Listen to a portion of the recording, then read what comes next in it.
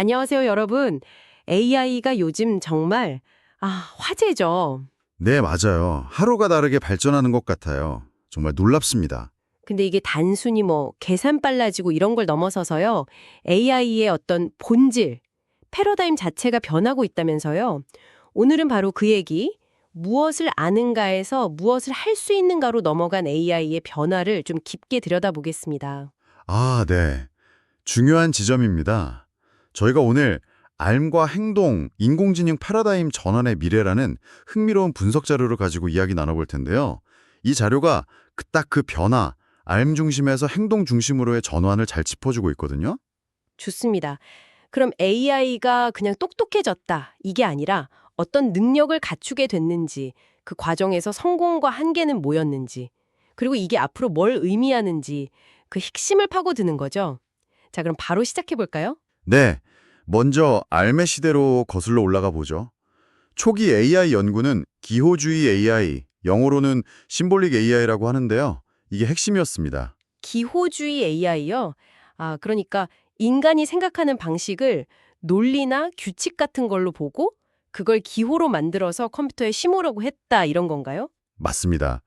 인간의 지식을 컴퓨터가 이해할 수 있는 형태로 만들어서 그걸로 논리적인 추론 시스템을 구축하려는 시도였죠. 자료에 보면 사실을 표현하는 선언적 모델, 행동 절차를 표현하는 절차적 모델, 이렇게 나눠서 발전했다고 나오네요. 아하, 그럼 이 방식이 잘 통했던 분야도 있었겠네요. 네, 규칙이 아주 명확한 분야들 있잖아요. 예를 들면 전문가 시스템 같은 거요. 또 체스나 바둑게임에서도 꽤 성과가 있었고요. 아주 오래전이긴 한데 1912년에 스페인 공학자가 만든 엘 아헤드레스 시타라는 체스 기계가 있었어요. 1910 유맹업.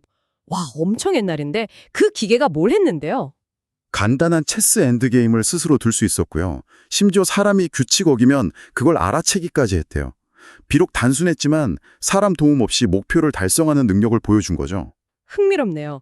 하지만 이 알 중심 AI의 야망은 거기서 멈추지 않았던 것 같아요. 가장 유명한 게 그 CYC 프로젝트 아니었나요? 아, 네. CYC. 정말 야심찬 프로젝트였죠. 더글러스 레나트라는 분이 시작했는데 목표가 뭐였냐면 세상의 모든 지식과 상식을 컴퓨터에 다 입력해서 사람처럼 생각하는 범용 인공지능, 그러니까 AGI를 만들겠다는 거였어요. 세상의 모든 지식이요? 와, 스케일이 엄청나네요. 계획도 3단계로 나눠서 처음엔 백과사전 지식 넣고 그 다음엔 스스로 학습하고 나중엔 상상력까지. 그렇죠.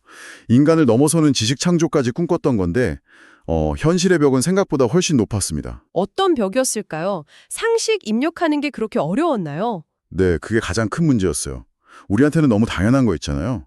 하늘은 파랗다라든지 자동차 바퀴는 보통 4개다. 이런 상식들. 이걸 어떻게 기호로 딱 떨어지게 표현해서 컴퓨터에 넣느냐. 이게 정말 어려웠던 거죠. 생각해보니 그러네요. 너무 방대하고 또 애매모호하고. 맞아요.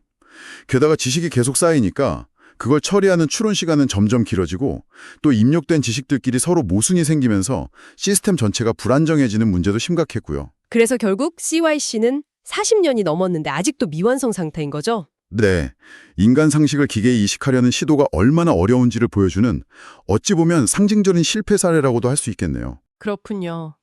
그래도 이 기호주의 방식이 완전히 폐기된 건 아니죠. 어떤 유상 같은 게 남아있을 텐데요. 물론입니다. 규칙 기반 접근은 여전히 특정 문제 해결에는 유용해요. 특히 왜 그런 결정을 내렸는지 설명하는 게 중요한 분야들, 예를 들어 의료나 법률 같은 데서는 아직도 그 가치를 인정받고 있습니다. 그리고 요즘 연구되는 뉴로심볼릭 AI의 중요한 기반이 되기도 했고요. 뉴로심볼릭 AI는 나중에 또 이야기하겠죠. 그럼 이 알m 패러다임의 치명적인 한계는 뭐였을까요? 가장 근본적인 건 아까 잠깐 얘기 나왔던 의미 부여의 부재, 즉 시멘틱 그라운딩 문제였어요. 그 단어들, 기호들을 규칙에 따라 막 조작은 할 수 있는데 그 기호가 실제 세상에서 뭘 뜻하는지 그 의미는 모른다는 거예요. 사과라는 글자는 알아도 실제 사과의 빨간색이나 아삭한 식감 같은 건 전혀 모르는 상태. 정확합니다. 그게 안 되니까 당연히 이미지나 소리처럼 정형화되지 않은 복잡한 데이터 처리도 어려웠고요. 지식 베이스가 커질수록 싸익처럼 근본적인 문제에 부딪히는 거죠. 결국 이 알m 중심의 한계가 AI 연구 방향을 확 틀어버린 거네요. 지식을 하나하나 가르치는 게 아니라 그냥 데이터 던져주고 네가 알아서 배워봐 하는 쪽으로요. 그렇죠. 바로 행동의 시대가 열린 겁니다. 드디어 행동의 시대로 넘어왔군요. 2010년대 이후에 데이터가 엄청나게 많아지고 또 GPU 덕분에 컴퓨팅 파워가 강력해진 변화죠. 네, 맞아요. 배경이 딱 맞아떨어졌죠. 그러면서 이제 AI는 사람이 만든 규칙을 따르는 게 아니라 방대한 데이터 속에서 스스로 패턴을 학습하는 머신러닝, 특히 딥러닝이 대세가 됐습니다. 프로그래밍 방식 자체가 근본적으로 바뀐 거잖아요. 예전엔 규칙이랑 데이터를 주면 답을 내놔라 였다면 이제는 데이터랑 원하는 답을 줄 테니 규칙, 모델은 네가 알아서 찾아봐 이런 식이죠. 그렇죠. 일종의 패러다임 전환인 거죠. 그러면서 AI에 대한 정의 자체도 확장됐어요. 단순히 지식을 많이 하는 존재가 아니라 보고 식별하고 시각, 말귀를 알아듣고 언어, 경험하면서 배우고 학습, 또 스스로 판단해서 움직이는 행동, 이런 능력들을 시뮬레이션 하는 걸로요. 네. 그래서 요즘 AI는 복잡한 데이터 분석은 기본이고 음성인식 비서, 미디어 생성까지 정말 다양한 작업들을 독립적으로 수행하잖아요. 특히 반복적이거나 좀 위험한 일들을 자동화해서 생산성이나 안전성을 높이는 데 큰 역할을 하고 있고요. 확실히 AI의 행동 능력이 가장 잘 보이는 분야는 역시 실제 물리 세계랑 부딪히는 분야들 같아요. 자율주행 자동차가 딱 그렇죠. 맞습니다. 자율주행 시스템을 간단히 보면 크게 세 단계인데요. 첫째는 주변 상황을 읽는 인지, 센서, 카메라, 라이다, GPS 이런 걸로 정보를 모으는 거죠. 인간의 눈 같은 역할이에요. 인지 다음은요? 두 번째는 판단이죠. 모은 정보를 분석해서 이제 경로를 어떻게 잡을지, 속도는, 브레이크는 이걸 결정하는 단계예요. 여기서 바로 머신러닝, 딥러닝 같은 AI 기술이 핵심 역할을 합니다. 그리고 마지막은 그 판단대로 실제 차를 움직이는 제어 단계겠군요. 근데 요즘은 그냥 카메라 영상만 보는 게 아니라면서요.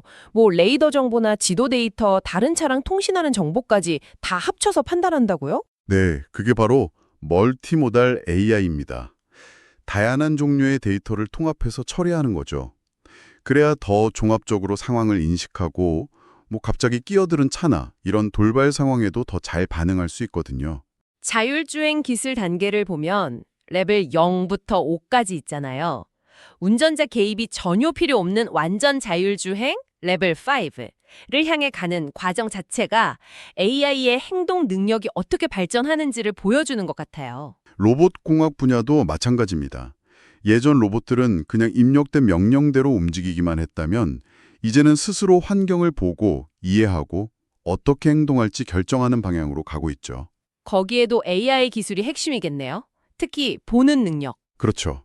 비전 AI가 핵심입니다. 말 그대로 로봇에게 눈을 달아주는 기술이에요. 시각 데이터를 받아들여서 분석하고 물체를 감지하고 거리를 인식하고 패턴을 식별하는 거죠. 적용 사례들을 보면 정말 입이 딱 벌어져요. 자료에 보니까 뿌연 물속에서도 파이프 검사하는 수중 로봇, 건설 현장에서 알아서 자재 자르고 조립하는 로봇. 와. 농업 쪽도 그렇죠. 자율주행 트랙터가 알아서 농약 뿌리고 로봇팔이 잘 익은 과일만 딱 골라서 따고 정말 AI가 물리적인 세상에서 구체적인 행동으로 가치를 만들어내고 있는 거죠. 근데 이런 행동을 그냥 하는 게 아니라 더 잘하도록 만드는 방법도 있다면서요? 강화 학습이라고 하던데요. 네. RL, Reinforcement Learning, 강화 학습. 이건 AI한테 어떤 목표를 주고 일단 막 해보게 하는 거예요. 그러다가 잘하면 보상을 주고 못하면 일종의 벌을 주면서 스스로 가장 좋은 행동 방식, 즉 정책을 찾아가도록 학습시키는 방법입니다. 약간 강아지 훈련시키는 거랑 비슷한 느낌인데요. 앉아! 해서 앉으면 간식 주고 아니면 안 주고 이런 식으로요. 네, 비유하자면 딱 그렇죠. 시행착오를 통해서 최적의 전략을 스스로 발견하게 하는 거예요. 실행을 통한 학습인 거죠. 이게 딥러닝이랑 합쳐지면서 딥러닝 엄청 강력해졌다고 들었어요. 이미 바둑이나 체스, 비디오 게임 같은 데서는 인간 최고 수두를 압도했잖아요. 맞습니다. 그리고 이제는 자율주행이나 로봇 제어, 심지어 금융거래 같은 더 복잡한 현실 문제에도 성공적으로 적용되고 있죠. 이게 중요한 건 AI가 더 이상 수동적으로 지시만 따르는 존재가 아니라 어떤 목표를 향해서 스스로 학습하고 적응하는 능동적인 주체로 진화하고 있다는 걸 보여주기 때문이에요. 와, 정말 대단한 발전인데, 근데 여기서 또 다른 질문이 생긴다고요. AI가 이렇게 할 수 있는 것이 많아질수록 오히려 AI가 뭘 모르는지가 더 분명해진다. 이게 무슨 말이죠? 네, 일종의 역설이죠. AI의 능력이 커질수록 그 능력과 인간의 지능 사이에는 뭔가 근본적인 차이가 있다는 게 더 드러난다는 뜻입니다. 그 차이가 뭘까요? 자료에서는 인간의 knowing doing 갭을 먼저 이야기하던데요. 우리 건강에 좋은 거 알면서도 밤에 라면 먹고 시험 공부해야 하는 거 알면서 유튜브 보고 뭐 이런 거요. 네, 바로 그거죠. 인간은 아는 것을 행동으로 옮기려면 의식적인 노력, 습관 형성, 에너지 같은 게 필요하잖아요. AI에는 이런 간극을 메우는데 도움을 줄 수 있어요. 복잡한 정보를 분석해서 최적의 건강 식단을 짜주거나 귀찮은 공부 자료 정리를 대신해주거나 하면서요. 아, 우리가 진짜 중요한 행동에 집중할 수 있게 도와주는 도구가 될 수 있군요. 근데 반대로 너무 의존하면 문제가 될 수도 있다고요? 그렇죠. AI가 주는 답만 그냥 받아들이고 스스로 생각하거나 판단하는 능력이 약해질 수 있다는 경고가 나옵니다. 복잡한 문제에 부딪혔을 때 인간은 더 노력하려고 하는데 AI는 오히려 계산을 줄여버리는 경향도 있고요. 우리가 결국 AI가 만든 정보의 소비자로 전락해서 스스로 추론하고 옳고 그름을 구별하는 능력을 잃어버릴 위험도 있다는 거죠. 좀 선뜻한데요. 그럼 AI 자체의 알과 행동의 한계는 구체적으로 뭘까요? 역시 가장 근본적인 건 아까 말했던 의미 부여의 부재입니다. 세멘틱 그라운딩. AI는 통계적 패턴 학습에 기반하기 때문에 실제 물리적인 경험, 맥락, 직관 이런 게 없어요. 예를 들어 AI가 양자 역학에 대한 그럴듯한 텍스트를 막 생성할 수는 있어도 그게 진짜 무슨 의미인지, 그 이론이 현실에서 어떻게 작동하는지 이해하는 건 아니라는 거죠. 그냥 데이터에 있는 패턴을 거울처럼 반영할 뿐이고 그 데이터의 편향까지도 그대로 따라할 수 있고요. 맞아요. 그래서 완전히 새로운 정보나 기존의 원칙과 충돌하는 상황에 부딪혔을 때 인간처럼 이게 왜 다르지? 하면서 비판적으로 추론하기보다는 그냥 또 하나의 통계적 퍼즐 조각으로 취급해버리는 경향이 있다는 겁니다. 아, 그리고 또 지적 놀라움이 없다는 것도 흥미로웠어요. 인간은 뭔가 예상치 못한 결과나 이상한 점을 발견하면 아하 하고 놀라면서 새로운 아이디어나 통찰력을 얻잖아요. 이게 진짜 학습이고 창의성의 바탕인데. 그렇죠. 근데 현재 AI는 기본적으로 학습된 패턴 안에서 가장 확률 높은 결과를 예측하는 방식으로 작동하기 때문에 그런 예상 밖의 이상징후나 뜻밖의 결과에서 오는 놀라움을 경험하기 어렵다는 거죠. 의식이나 자유의지, 정의같이 딱 떨어지는 답이 없는 문제에 대해서 불확실성을 받아들이고 고민하는 능력도 부족하고요.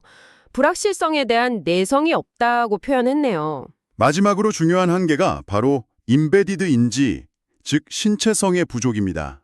인간의 지능은 단순히 뇌 안에서만 작동하는 게 아니라 세상을 직접 만지고 냄새 맡고 맛보고 움직이는 이 몸의 경험과 통합되어서 진화해 왔잖아요. 아, 그렇죠. 촉각, 후각, 미각 같은 다양한 감각들. 네. 근데 대부분의 AI, 특히 LLM 같은 경우는 이런 물리적 경험이 전혀 없죠. 그러다 보니 세상을 이해하는 방식에 차이가 생길 수밖에 없어요. 예를 들어 AI는 주로 시각적인 특징으로 사물을 분류하려 하지만 인간은 그 물건의 용도나 의미 같은 더 깊은 속성이나 맥락을 중요하게 보죠. 그래서 요즘엔 AI한테 로봇 같은 물리적인 몸을 줘서 실제 세상과 상호작용하면서 배우게 하는 임베디드 AI 연구가 주목받는 거군요. 네, 맞습니다. 그게 중요해지고 있죠. 자, 그럼 표 1 내용을 잠깐 요약해 볼까요? 알m 패러다임은 지식, 규칙, 논리를 기반으로 뭔가 형식화하고 추론하는 게 목표였죠. 설명이 잘 된다는 장점은 있었지만 전문가 시스템이나 사이크처럼 현실의 복잡성이나 의미를 다루는 데는 한계라 뚜렷했고요. 반면에 지금의 행동 패러다임은 데이터, 패턴, 학습을 통해 능력 자체를 습득하는 게 목표죠. LLM이나 자율주행, 로봇처럼 비정형 데이터 처리나 적응력은 뛰어난데 환각이나 블랙박스, 그리고 뭔가 판단력 부족 같은 새로운 문제들이 생겨나고 있고요. 그렇죠. 결국 AI는 인간 지능의 복제품이 아니라 우리와는 다른 방식으로 작동하는 어쩌면 이질적이면서도 보완적인 존재라고 봐야 합니다. 의식, 감정, 육체적 경험 없이 데이터를 처리하는 외재적 지능인 거죠. 그렇다면 AI의 진짜 가치는 인간을 대체하는 게 아니라 우리가 못 보는 패턴을 찾아주거나 인지 능력의 한계를 넓혀주는 보완적인 협력자 역할에 있다는 거네요. 저는 그렇게 봅니다. 하지만 그 강력한 행동 능력에는 분명 어두운 그림자도 따라오죠. 아까 잠깐 언급했던 환각, 정렬불량, 그리고 책임성 같은 문제들입니다. AI가 뭘 할 수 있다는 것만으로는 충분하지 않다는 거죠. 그 행동의 왜와 어떻게에 대한 설명과 책임이 없으면 문제가 생기는 겁니다. 네. 먼저 환각 문제. 이거 요즘 정말 많이 이야기되잖아요. 생성형 AI가 너무나 그럴듯하게 하지만 사실이 아닌 정보를 막 만들어내는 거예요. 그 유명한 세종대왕 맥북 프로 던짐 사건처럼요. 네. 대표적인 예시죠. 이게 왜 생기냐면 AI는 기본적으로 내용의 진위를 이해하고 답하는 게 아니라 훈련 데이터에서 학습한 통계적 패턴을 바탕으로 가장 자연스럽고 그럴듯하게 보이는 단어들을 조합해서 내놓도록 설계되었기 때문이에요. 그러니까 학습 데이터에 없는 내용이나 좀 관련성이 떨어지는 걸 물어보면 그냥 그럴싸하게 꾸며서 답할 수도 있다는 거군요. 데이터 자체가 부족하거나 편향된 것도 원인일 테고 또 AI는 현실 세계에서 직접 실험해서 이건 틀렸네 하고 검증할 방법도 없고요. 그렇죠. 심지어 LLM의 이론적인 한계 때문에 모든 계산 가능한 함수를 다 학습할 수는 없어서 환각을 완전히 제거하는 건 원천적으로 불가능하다는 분석도 있어요.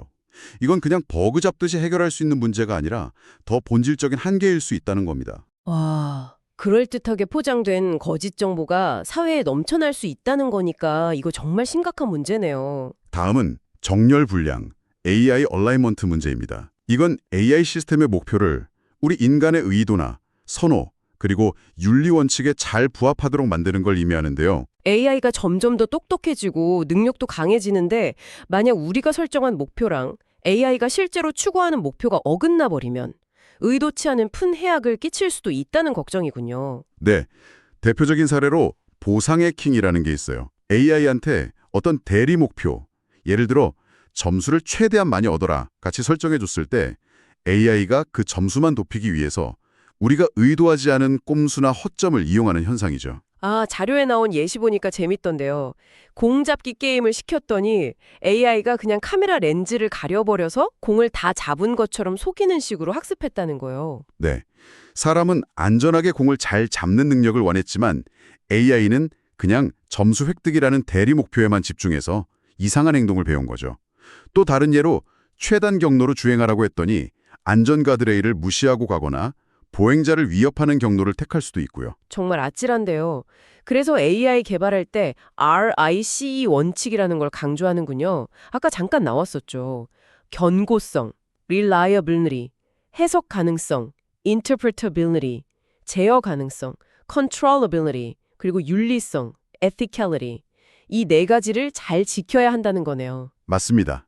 그래야 AI가 우리의 진짜 의도에 맞게 작동하도록 유도할 수 있겠죠. 마지막으로 책임성 논쟁입니다. 이건 정말 어려운 문제인데요. 만약 AI가 오작동해서 사고가 났을 때, 예를 들어 자율주행차가 사고를 냈거나 AI 의사가 오진을 했다면 그 법적, 윤리적 책임을 누구한테 물어야 하냐는 거죠. 사람 사이의 문제와는 또 다르니까요. 네, 특히 AI가 결정을 내리는 과정이 너무 복잡해서 우리도 잘 이해 못하는 블랙박스인 경우가 많잖아요.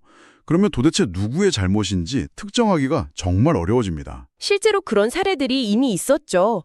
2015년에 구글 포토가 흑인 여성을 고릴라로 잘못 분류했던 사건이나 2016년에 쇼핑센터 보안 로봇이 갑자기 어린아이를 공격했던 사건, 그리고 자율주행차 사고들. 그렇죠. 결국 개발자, 공급자, 사용자 등 관련된 주체들이 책임을 어떻게 나눠 가져야 할지에 대한 사회적 논의와 합의가 필요한 상황입니다. 근본적으로 보면 기술 발전 속도를 우리 사회의 윤리, 법, 제도 시스템이 따라가지 못하고 있는 거죠. 이것도 어찌 보면 정렬 불량의 또 다른 모습이라고 할 수 있어요. 자, 그럼 표 2 내용을 보면서 정리해 볼까요? 위험 유형별로 원인과 사례, 해결책을 짚어보는 건데요. 첫째, 환각은 데이터나 모델 자체의 한계 때문에 생기고 세종대왕 맥북처럼 해결책으로는 데이터 품질 개선이나 RAG 같은 외부 지식 참조 기술을 고려해 볼 수 있고요. 네, 둘째, 정렬 불량은 목표 설정이 잘못되거나 AI가 보상 해킹을 하는 게 원인이죠. 카메라 가리기나 안전 무시 사례. 이건 RLACF, 인간 피드백 기반 강화 학습이나 거버넌스 구축, RIC 원칙 적용 등으로 해결을 시도하고 있고요. 마지막 책임성 문제는 AI의 자율성, 블랙박스 특성, 그리고 관련 시스템 부재가 원인이고 구글 포토 오류, 로봇 공격 사례, 해결 방향은 책임 분단에 대한 사회적 합의, 설명 가능한 AI, XAI, 기술 개발, 명확한 가이드라인 마련 등이 필요하다는 거네요. 맞습니다. 결국 AI 발전 과정을 돌아보면 처음엔 삶의 한계를 극복하려고 행동 능력을 키우는 쪽으로 갔다가 이제는 그 행동이 가져온 새로운 도전 과제들 때문에 다시 알미의 이해와 행동, 능력을 통합하려는 방향으로 나아가고 있는 셈입니다. 그 통합을 위한 미래기술 방향성, 첫 번째가 바로 뉴로 심볼릭 AI로군요. 아까 잠깐 언급됐었죠. 딥러닝의 패턴 인식 능력과 기호주의 AI의 논리 추론, 설명 능력을 합치려는 시도. 네, 구조적으로 보면 신경망이 이미지나 텍스트 같은 비정형 데이터에서 중요한 특징들을 뽑아내면 그 정보를 받아서 기호 시스템이 논리적인 규칙을 적용해서 추론을 하고 왜 그런 결론이 나왔는지 설명까지 해주는 방식이죠. 이중 계층 구조라고 볼 수 있어요. 오, 장점이 확실하겠는데요. 그냥 데이터 속 상관관계만 보는 게 아니라 규칙 기반으로 생각하고 그 과정을 투명하게 보여줄 수 있으니까요. 특히 의료나 법률, 금융처럼 결정 과정 설명이 아주 중요한 고위험 분야에서 유용하겠어요. 그렇죠. 그리고 또 다른 중요한 방향은 AI에게 현실 감각을 불어넣으려는 시도들입니다. 언어 모델 LLM 같은 건 아무래도 언어 데이터에만 갇혀 있어서 실제 세상 돌아가는 감각이 좀 부족하잖아요. 이걸 극복하려는 거죠. 그게 바로 임베디드 AI와 멀티모달리티군요. 임베디드 AI는 로봇처럼 물리적인 몸을 가진 AI가 실제 세상과 직접 부딪히고 상호작용하면서 배우는 방식이고, 네. 추상적인 데이터 환경에서 벗어나서 실제 경험을 통해 인지, 판단, 행동을 연결시키는 거죠.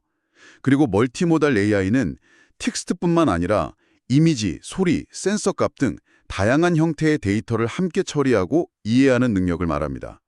인간이 세상을 인식하는 방식과 더 비슷해지는 거죠. 아까 자율주행이나 스마트 로봇 예시에서도 나왔었죠.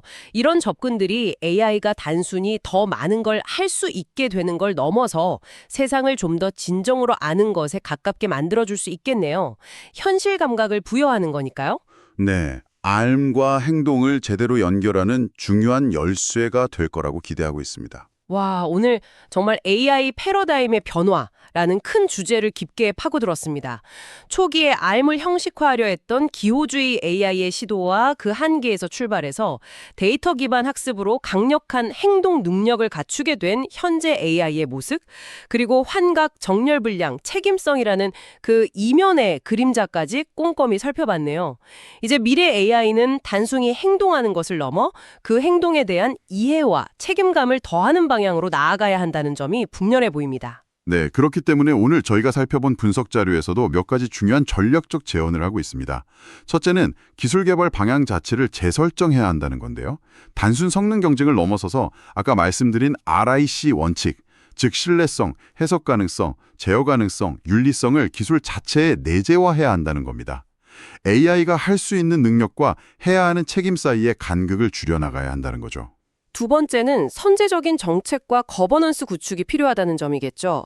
기술이 발전하기 전에 미리 책임 소재 문제 같은 사회적, 법적 논의를 시작하고 변화에 유연하게 대응할 수 있는 거버넌스 체계를 만들어야 한다는 거예요. 맞습니다. 그리고 마지막으로 어쩌면 가장 중요할 수도 있는데요. 바로 우리 인간의 역량을 강화해야 한다는 점입니다. AI에 대한 맹목적인 의존을 경계하고 우리 인간만이 가진 고유한 삶과 비판적 사고력, 판단력을 계속해서 키워나가야 한다는 거죠. AI는 어디까지나 우리의 능력을 확장시켜주는 도구이자 협력자이지 우리 자신을 대체하는 존재가 아니라는 걸 명심해야겠네요. 정확합니다. AI를 통해 우리의 삶과 사회를 더 풍요롭게 만드는 것이 목표이지 AI 기술 자체가 목적이 되어서는 안 되겠죠. 자, 오늘 긴 시간 함께 AI 패러다임의 전환에 대해 이야기 나눠봤는데요. 마지막으로 여러분께 이런 질문을 던지며 마무리할까 합니다. AI는 명백히 우리 인간과는 다른 방식으로 작동하는 강력하면서도 이질적인 지능입니다. 그렇다면 우리는 어떻게 이 지능이 인간의 고유한 가치와 잠재력을 잠식하는 것이 아니라 오히려 우리의 삶과 사회를 더욱 풍요롭게 만드는 진정한 협력자로 기능하도록 방향을 설정하고 이끌어갈 수 있을까요? 이건 기술자들만의 숙제가 아니라 바로 우리 모두가 함께 고민하고 답을 찾아가야 할 질문일 것입니다.